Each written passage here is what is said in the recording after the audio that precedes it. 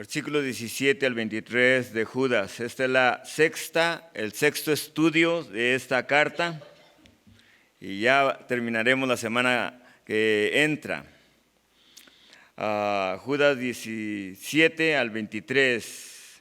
Y quiero que veamos juntos cómo es que Judas termina su carta hacia la iglesia de Cristo Jesús.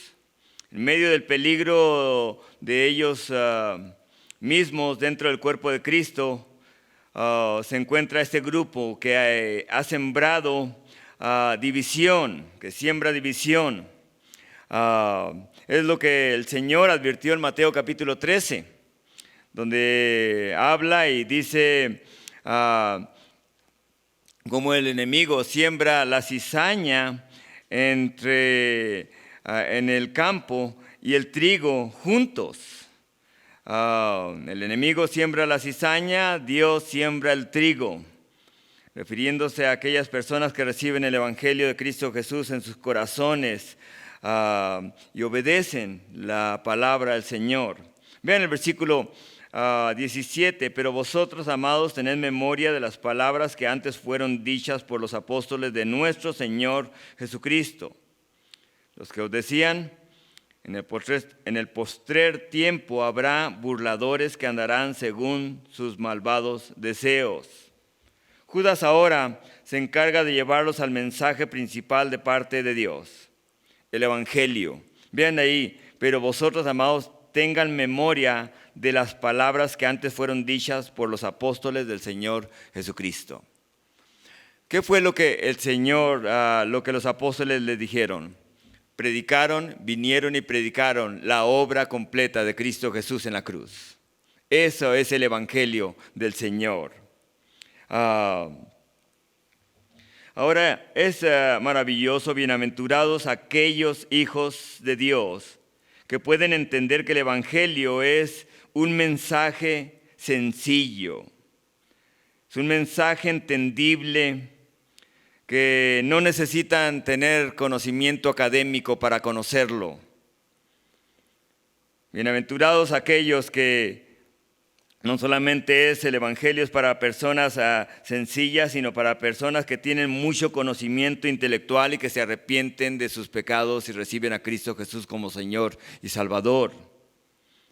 Así que, es decir, el Evangelio es profundamente sencillo. Y a la vez es simplemente profundo. Es incomprensible, pero a la vez es comprensible. ¿Quién puede comprender lo que Jesucristo hizo en la cruz del Calvario completamente? No podemos hacerlo. Sin embargo, el Señor usa a Judas para poder decirles, tengan a memoria las palabras que les dijeron los apóstoles. Y los apóstoles llevaron el Evangelio de Cristo Jesús. Pero vemos aquí, vean lo que sigue hablándoles Judas.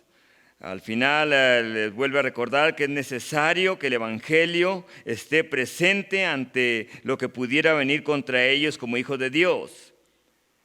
El Evangelio que les fue presentado por aquellos que también fueron alcanzados por la gracia de Dios a través de Jesucristo.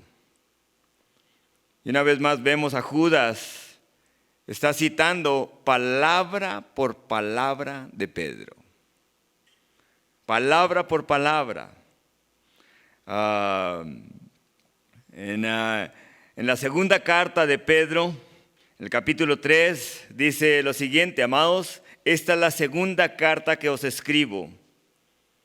Y en ambas despierto con exhortación vuestro limpio entendimiento. Y dice las mismas palabras que Judas en el versículo 17. Para que tengáis memoria de las palabras que antes han sido dichas por los santos profetas y del mandamiento del Señor y Salvador dado por vuestros apóstoles. El Evangelio siempre se opondrá a las enseñanzas y ataques perniciosos de los falsos profetas que han introducido herejías dentro, que quieren introducir herejías dentro de la iglesia de Cristo Jesús. Y ellos deberían de tener muy claro que la forma más efectiva de ir en contra de sus adversarios era predicar el evangelio de Cristo Jesús. Era predicar el evangelio del Señor Jesucristo. Ahora, ¿cómo definimos el evangelio de Dios? Si les preguntaran a ustedes, dígame qué es el evangelio. El evangelio no se trata de lo que cree una denominación. No se trata de lo que cree una iglesia. El evangelio no se trata de un testimonio de lo que usted era antes y lo que es ahora. El evangelio de Dios, el evangelio se trata de quién es Jesús, de lo que hizo Jesús por nosotros en esa cruz. Eso es el evangelio y eso es lo que debemos de proclamar. Por eso, vean lo que dice ahí mismo en Judas, ahí el versículo 18, en el postrer tiempo habrá burladores que andarán según sus malvados deseos. No de acuerdo al evangelio, sino de acuerdo a sus propios deseos. No con el deseo de hacer la voluntad de Dios, con el deseo de hacer su propia voluntad.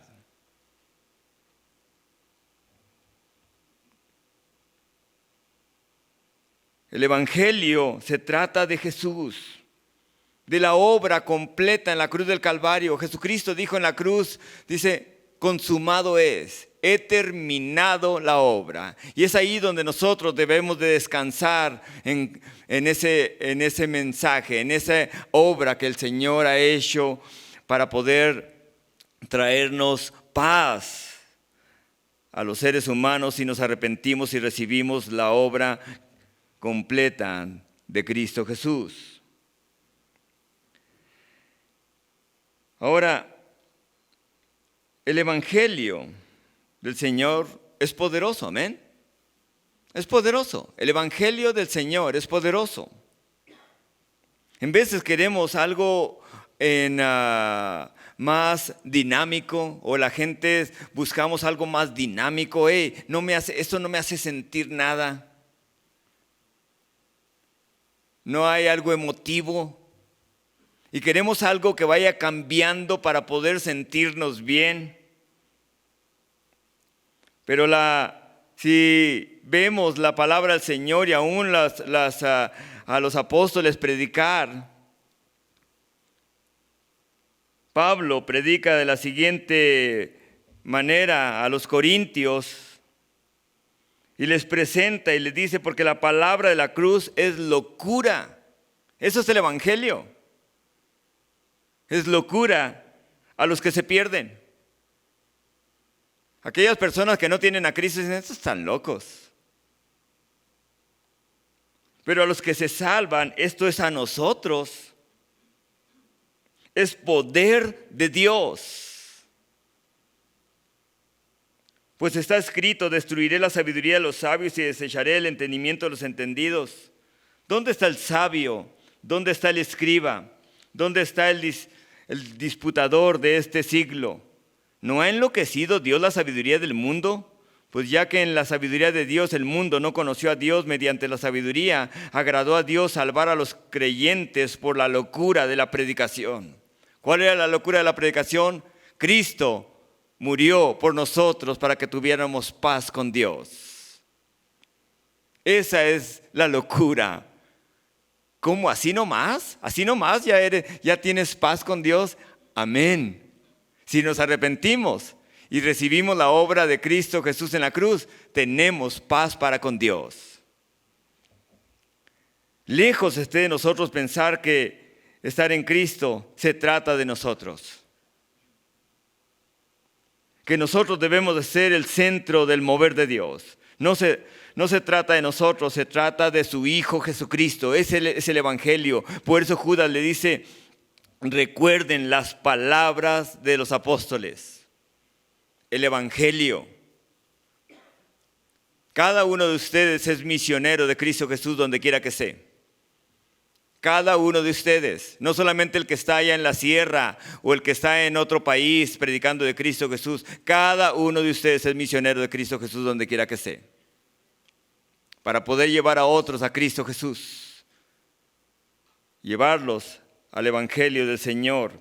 Versículo 18 les dice, los que os decían que en el postrer tiempo, en los últimos tiempos, en el original está en el último tiempo, al final del tiempo. Quiere decir, habrá burladores que andarán según sus malvados deseos. En este tiempo en el que vivimos, es cada vez más clara la separación entre un creyente y un incrédulo. Es bien obvio cuando alguien dice, yo no creo en Dios. Abrazan mentiras, abrazan engaños. Hoy en día vemos a un mundo más abiertamente muestra su perversidad. Incluso desfilan su perversidad. La promueven externamente sin avergonzarse de lo que dicen y de lo que hacen. Antes se escondían, pero ahora abiertamente propagan sus mentiras, sus creencias, sus estilos de vida desviado, y no contentos con ellos, como dice Romanos 1:32, se complacen con los que las practican. Es decir, quieren que otros hagan lo que ellos mismos creen y hacen. Incluso quieren obligar a toda la sociedad a que acepte lo que ellos, su estilo de vida desviado. Esta es una advertencia de Judas, Dios usando a Judas. Pero no solamente usó a Judas de que en los últimos tiempos habrá burladores, usó a Pablo, a Pedro, quienes solamente tomaron las palabras de Jesucristo. Jesucristo dijo en Mateo 24, les dice, mirad que nadie les engañe, porque vendrán muchos en mi nombre diciendo yo soy el Cristo, y a muchos engañarán. Y muchos falsos profetas se levantarán y engañarán a muchos, porque se levantarán falsos cristos y falsos profetas y harán grandes señales y prodigios de tal manera que engañarán, si fuere posible, aún a los escogidos. Ya os lo he dicho antes, así que si os dijere, mirad, está en el desierto, no salgáis, o mirad, está en el aposento, no le creáis. En los últimos tiempos en los que vivimos va a haber señales en los cielos o en la atmósfera, por así decirlo. No lo crean, porque simplemente serán señales de parte del enemigo para poder desviar la atención, si fuera posible, aún de los hijos. Y la palabra ahí, si fuera posible, es porque no es posible desviar a un verdadero hijo de Dios cuando está en la palabra de Dios. Es imposible que se desvíe. Pasen tiempo con Cristo, pasen tiempo en la palabra del Señor. Y sigue diciendo el Señor, porque desde el día en que los padres durmieron, todas las cosas permanecen así. Usando a Pedro, ahora le dice, porque desde el día en que los padres durmieron, todas las cosas permanecen así como desde el principio de la creación. Estos ignoran abiertamente que en el tiempo antiguo fueron hechos por la palabra de Dios los cielos y también la tierra, que proviene del agua y por el agua subsiste. Y Pedro dice algo, hablando dice, pero los cielos y la tierra que existen ahora están reservados por la misma palabra, guardados para el fuego en el día del juicio, de la perdición de los hombres impíos. En los últimos tiempos se van a levantar burladores diciendo, ¿dónde está el advenimiento? ¿Dónde está? ¿No que dijeron que iba a venir Cristo? ¿No que dijeron que iba a venir el Señor? Cristo viene, hermanos, amén. Cristo viene. prepárese porque Cristo viene por su iglesia. No viene hasta la tierra, viene por su iglesia. Hasta después de los 7 años vendrá a la tierra y establecerá su reino. Gente que no tiene a Dios seguirá burlándose. Seguirán manifestando sus formas impías, sus formas de aborrecimiento a Dios y a su palabra. La burla no es algo que se debe tomar a la ligera, sino como un ataque en serio contra mismo Dios, contra su palabra. Estas personas que son burladores constantemente están rechazando el juicio de Dios. No viene juicio. No existe el infierno, dicen ellos. Hoy en día en los medios sociales hay muchos aspectos así. Dice, no hay tal cosa del infierno. La Biblia no lo menciona. 260 escrituras lo mencionan. Específicamente 260 escrituras describen el infierno. Aún describen el infierno más. La palabra de Dios describe más el infierno que el mismo cielo. Porque Dios sabe que es un lugar real que existe para Satanás y sus ángeles y para aquellos que dicen, yo no necesito de Dios. Aún en su orgullo y a su arrogancia dice, no necesito de Dios. Vean el versículo 19 ahí mismo, en Judas. Esos son los que causan divisiones, los sensuales que no tienen al Espíritu. ¿Cuál es el propósito de estos burladores dentro del cuerpo de Cristo? ¿Qué es la meta de estos hombres sin Dios en esta comunidad de creyentes? Hacer una separación para que no haya un compañerismo que ya ellos mismos no tienen de estos burladores. Es hacer separación entre, aún si fuera posible, entre los creyentes. Es obvio que el propósito principal es fracturar el cuerpo de Cristo. El propósito principal de esas personas es fracturar el cuerpo de Cristo. Es poner formas que quiten la unidad que existe ya en Cristo Jesús. Vean la palabra que se menciona ahí. Estos, los sensuales, la palabra sensual habla de sentir. Viene una palabra griega que quiere decir sentir. Mueve los sentimientos, las emociones. Si lo puedo decir de esta manera, estos hombres hacen división entre ellos mismos porque al no sentir, escuchen esto, al no sentir, al no moverse sus emociones, dicen no ser de Dios. Yo no sentí nada. Dicen, no es de Dios. Es que yo no siento. Eso habla de los sentimientos. Dios no nos mandó dirigir nuestra vida por sentimientos, sino por fe. Amén. La fe en la palabra de Dios.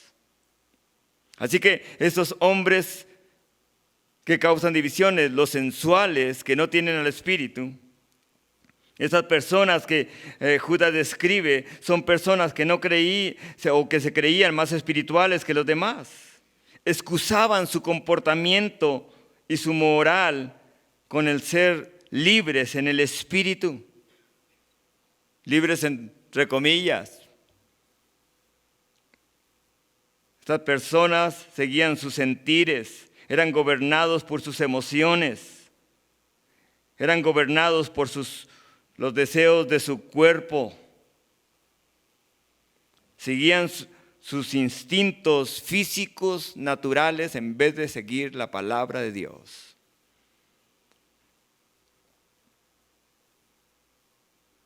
Escuchen esto, dicen que esas personas no tienen al Espíritu, personas que no se sienten redarguidos, convictos, mal, por el pecado que hacen,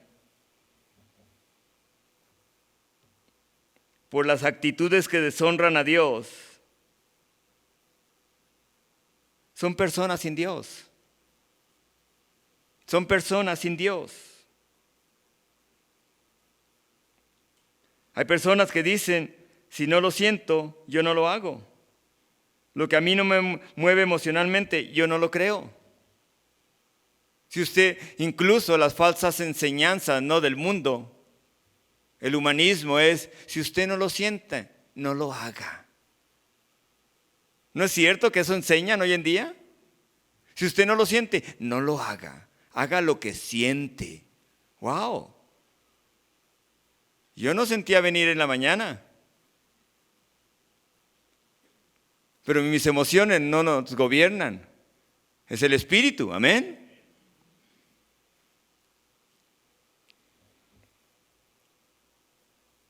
Sus sensualidades, sus sentires son los que los dirigen a ellos.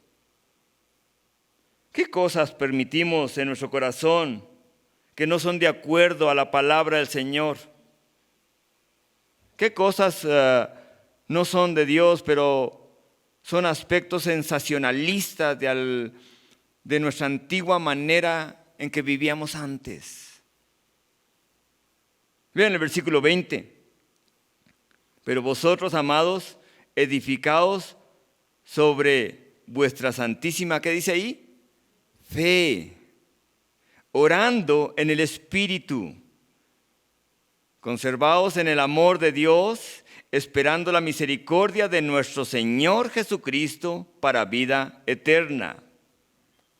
Vean cómo lo menciona el versículo 20 y 21, donde debemos estar edificados. En nuestra fe. La única manera en que podemos conservar el amor de Dios en nuestros corazones es manteniendo la fe. Jesucristo dijo, cuando venga el Hijo del Hombre, encontrará, ¿qué dice? Fe en la tierra.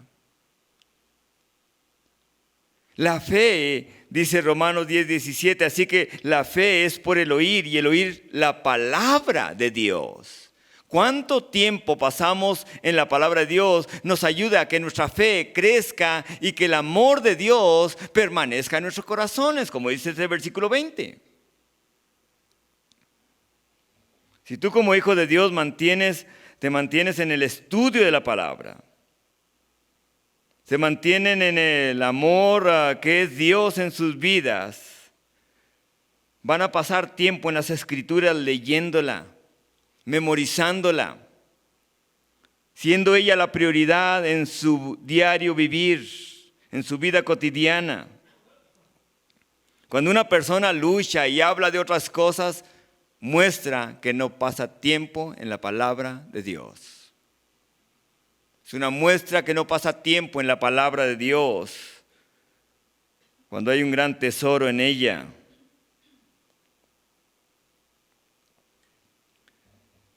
La palabra de Dios nos ayudará a través de su Espíritu Santo a obedecerla y a mantenernos en ese amor que es una señal del carácter de Dios. Vean de nuevo ahí el versículo 21, orando en el Espíritu. ¿Qué es orar en el Espíritu? Pero vosotros, amados, edificados sobre vuestra santísima fe, orando en el Espíritu. ¿Qué es orar en el Espíritu? ¿Cómo oramos en el Espíritu?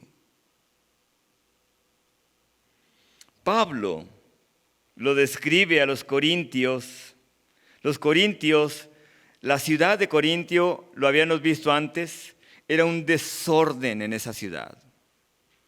Fue una ciudad hecha donde existía la corrupción, era lo más normal que había. Fue fundada bajo la corrupción.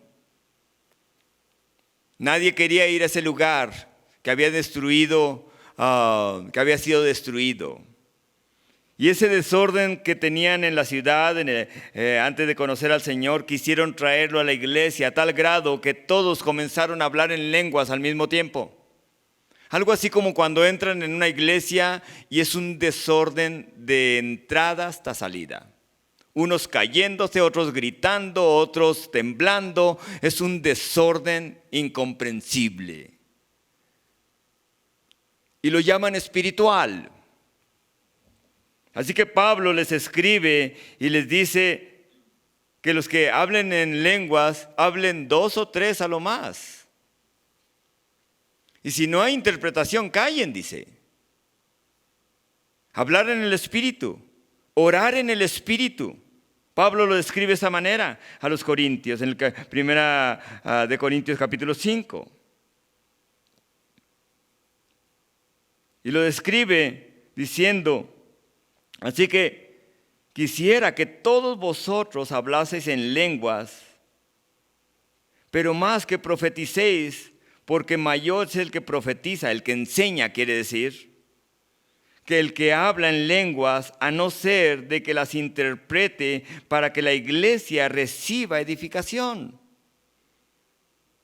Y el versículo 9 dice, así también vosotros, si por la lengua no dieres palabra bien comprensible, ¿cómo se entenderá lo que decís? Porque hablaréis al aire.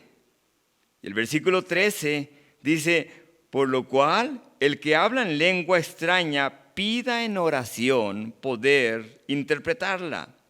Porque si yo oro en lengua desconocida, es decir, en el espíritu, mi espíritu ora.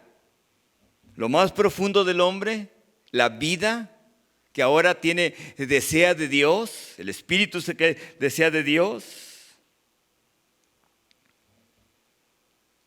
Porque si yo hablo en lengua desconocida, mi espíritu ora, pero mi entendimiento queda sin fruto. No entiendo lo que digo. ¿Qué pues? Oraré con el espíritu, pero oraré también con el entendimiento. Cantaré con el espíritu, pero cantaré también con el entendimiento. Si usted, alguien de aquí, a lo mejor cuando está cantándole al Señor, empieza a hablar en lenguas y está alguien a su lado y cuando habla en lenguas, habla en el Espíritu, la otra persona no le va a entender, pero va a decir, Señor, le adoro. Enseguida dice, Señor, le adoro. Usted es digno de ser exaltado, es digno de ser adorado.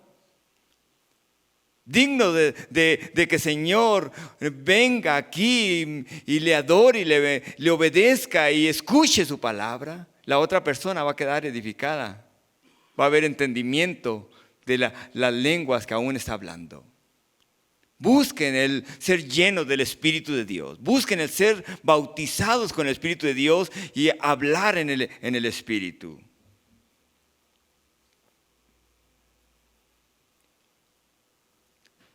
Pablo los anima a que hablen por el Espíritu Santo, en esa devoción que tienen con el Señor. Ahora, ¿cómo oramos en el Espíritu? ¿Les ha tocado que quieren hablar con Dios pero no saben qué decirle? ¿Cómo decirlo? Y es cuando le dicen al Señor, Señor, no sé cómo acercarme a usted en esta situación. No sé ni qué palabras decirle sobre esta situación tan difícil.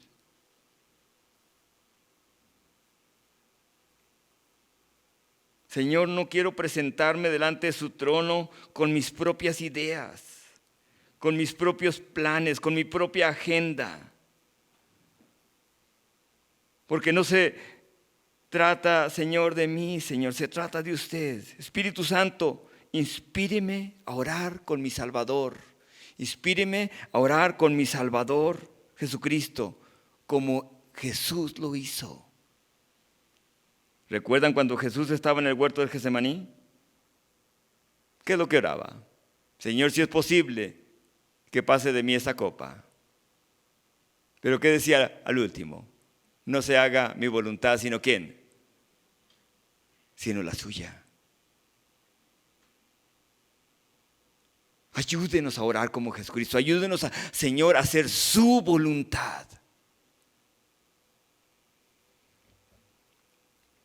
El orar en el Espíritu no es buscar las mejores palabras o aprender las mejores palabras académicamente para presentarnos delante del Señor, para que otros vean cómo oro. No, es que el Espíritu Santo inspire inspire esas palabras para poder presentarnos con el Señor, así como dice su palabra, aún con gemidos indecibles, gemidos que ni siquiera se entienden, pero que el Espíritu habla con el Señor.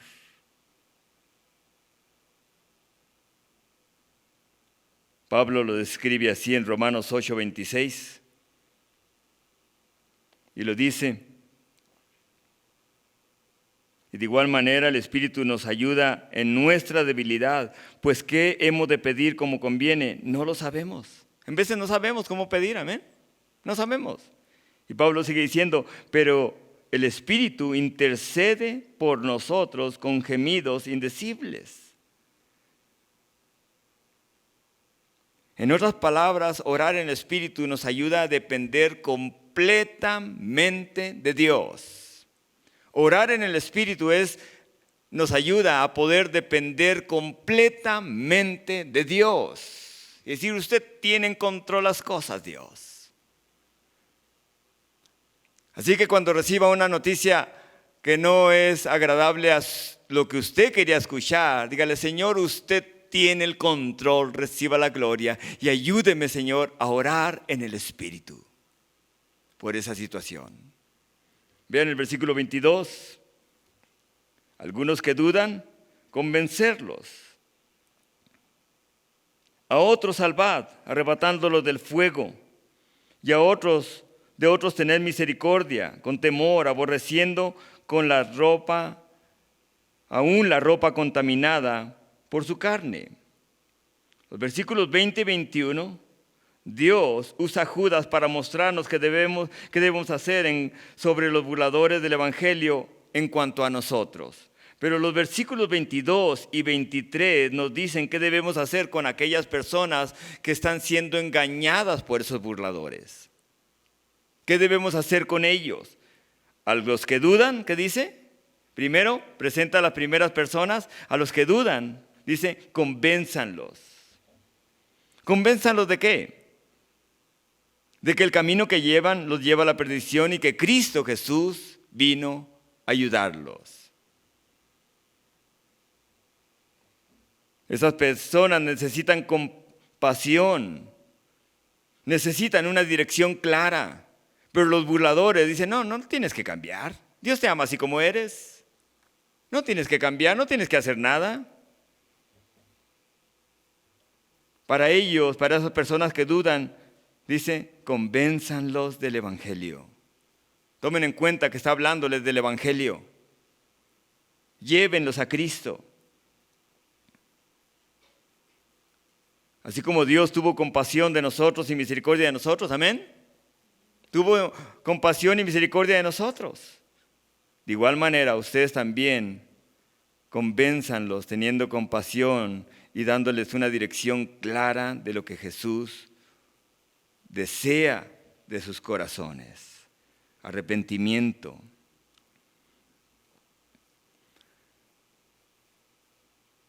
Segunda de Pedro describe lo mismo otra vez que Judas escribe aquí.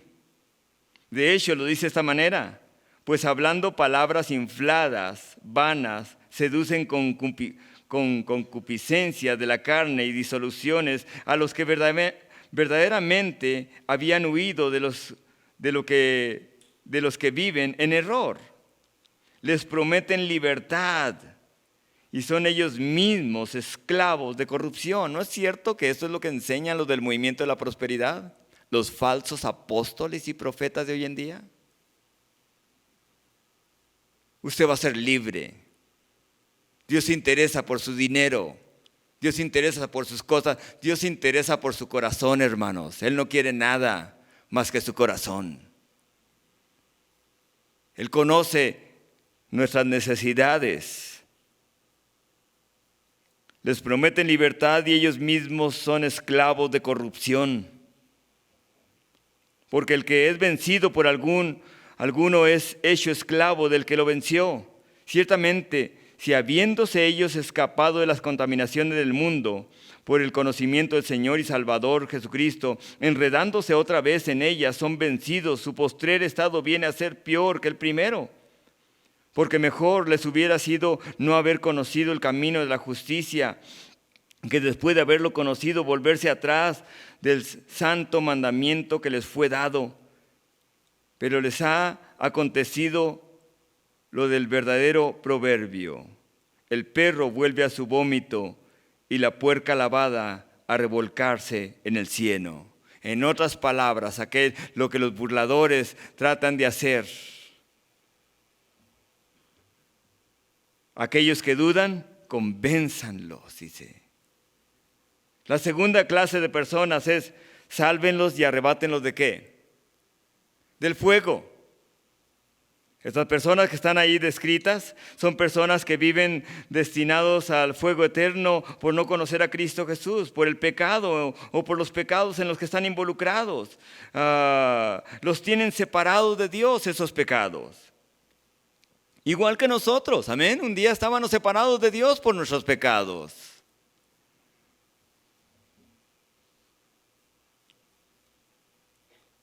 El libro del profeta Amos lo describe de esta manera: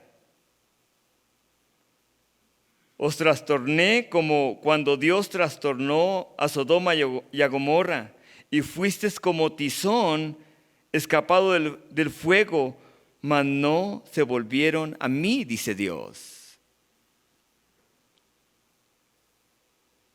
Zacarías capítulo 3, versículo 2 dice: y dijo Jehová a Satanás. Dijo Jehová a Satanás: Jehová te reprenda. Interesante lo que mismo Dios le dice a Satanás, ¿no? Porque no hay nadie más grande y poderoso que nuestro Dios.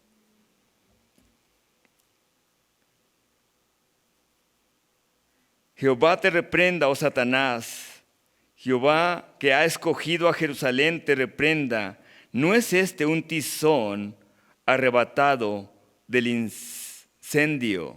Refiriéndose a Josué, el sumo sacerdote. ¿No es este un tizón que yo rescaté? Algunos a lo mejor dirán: ¿qué quiere decir eso? ¿Qué quiere decir eso? Algunos arrebatar del fuego. Vamos a perdernos eternamente. Hay personas sin Cristo que se van a perder eternamente si usted conoce el camino, la verdad y la vida.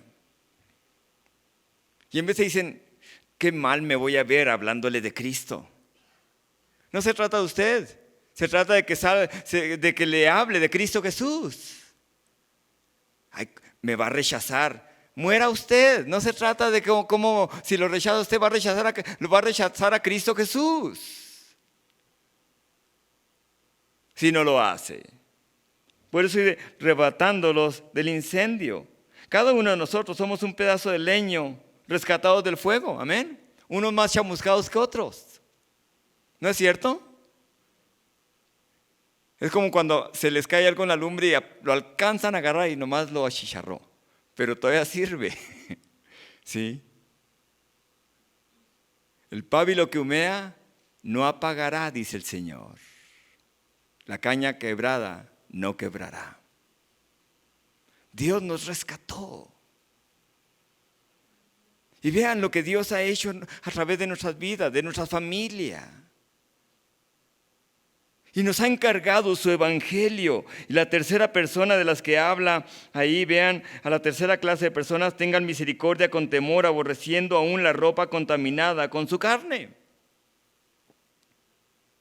Aún la ropa contaminada con su carne aborrezcan.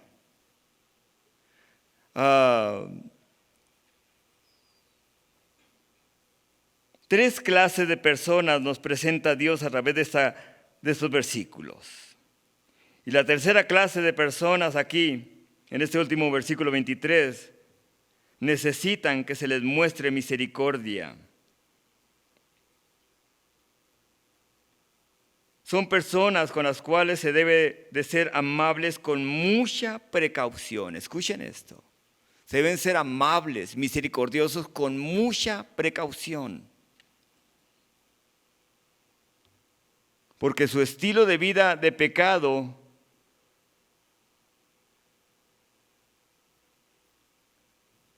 los hace sentir que no son dignos y nadie es digno. Dicen, no, pues ¿qué puede haber de mí? En otras palabras, si lo puedo decir de esa manera, debemos ser amables, pero debemos tener precaución nosotros de que su estilo de vida no nos arrastre a hacer lo que ellos están haciendo. Por eso dice, aborrezcan aún las ropas de ellos.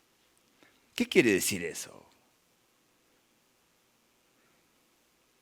En Levítico, capítulo 13, menciona que cuando alguien tenía lepra, tenían que quitarse la lepra, o si había la lepra, había el moho, había llenado una ropa y la lavaban, pero seguía la mancha, esa ropa tenía que quemarse. Si lo puedo decir de esta manera, salven al hombre, pero quemen sus ropas.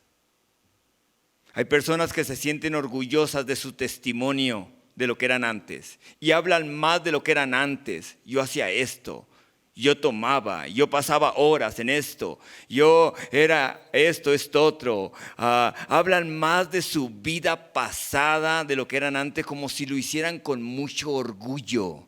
Esas son sus ropas.